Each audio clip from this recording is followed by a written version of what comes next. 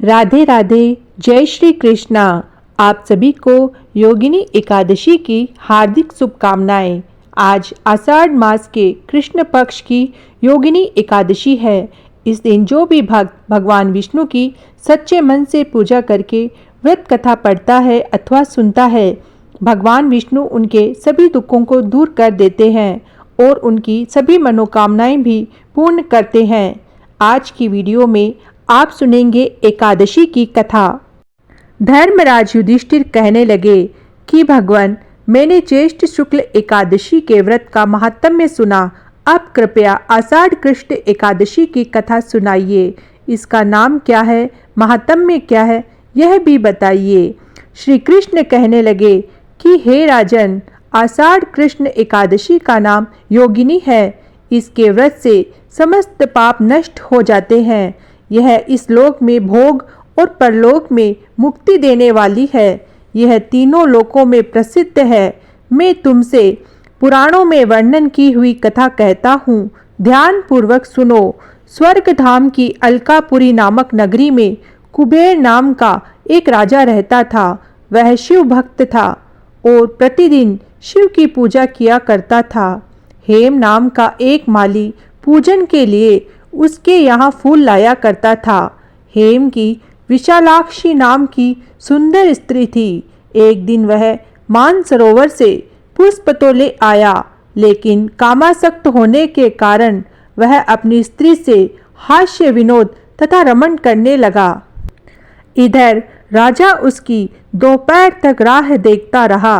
अंत में राजा कुबेर ने सेवकों को आज्ञा दी कि तुम लोग जाकर माली के न आने का कारण पता करो, क्योंकि वह अभी तक पुष्प लेकर नहीं आया।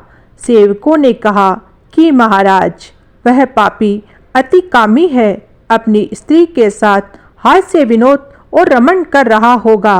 यह सुनकर कुबेर ने क्रोधित होकर उसे बुलाया। हेम माली राजा के भय से कांपता हुआ उपस्थित हुआ। राजा कुबेर ने क्रोध में आकर कहा, अरे पापी, नीच, कामी, तूने मेरे परम पूजनीय ईश्वरों के ईश्वर श्री शिवजी महाराज का अनादर किया है। इसलिए मैं तुझे शाप देता हूँ कि तू स्त्री का वियोग सहेगा और मृत्यु लोक में जाकर कोढ़ी होगा। कुबेर के शाप से हेम माली का स्वर्ग से पतन हो गया और वह उसी क्षण पृथ्वी पर गिर गया। भूतल पर आते ही उसके शरीर में श्वेत कोढ़ हो गया। उसकी स्त्री भी उसी समय अंतर्ध्यान हो गई। मृत्युलोक में आकर माली ने महान दुख भोगे। भयानक जंगल में जाकर बिना अन्न और जल के भटकता रहा। रात्रि को निद्रा भी नहीं आती थी, परंतु शिवजी की पूजा के प्रभाव से उसको पिछले जन्म की स्मृति का ज्ञान अवश्य रहा। घूमते घूमते एक दिन वह मार्कंडेय ऋषि के आश्रम में पहुंच गया, जो ब्रह्मा से भी अधिक वृद्ध थे और जिनका आश्रम ब्रह्मा की सभा के समान लगता था। हेम माली वहां जाकर उनके पैरों में पड़ गया।